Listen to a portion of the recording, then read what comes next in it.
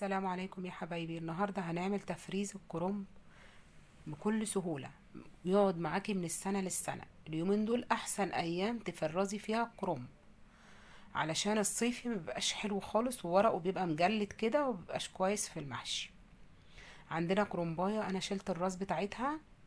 طبعا أنا جيت أفك الورق بتاعها لقيتها ماسكة ببعضها كده، فخفت لأن لقيت الورق هيتكسر. أنا هقول لكم الحل دلوقتي لو الكرنباية بتاعتك بقت زي دي كده. حطوا اللايك يا حبايبي واشتركوا معايا في القناة. عندنا حلة على النار تغلي، نجيب فيها مية نغليها ونحط فيها معلقتين سكر ومعلقتين كمون حصى وتغلي غلوة. هنا بصوا الكرنباية كبيرة والحلة صغيرة.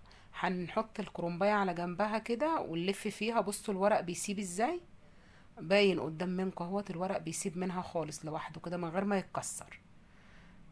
احنا كده كده مش بنسلقه، احنا يا دوبك بس كده بنديله يعني اقل من دقيقة، لان ده احنا هنفرزوه، فمش عايزين نسلقه سوا كامل يعني. حطوا اللايك يا حبايبي واشتركوا معايا في القناة. نشيل العرق ونلفها كده ونجيب اطباق، نرصه في الاطباق ونحطه كده في الاطباق بتاعته. ايه رأيكم يا حبايبي؟ السلام عليكم.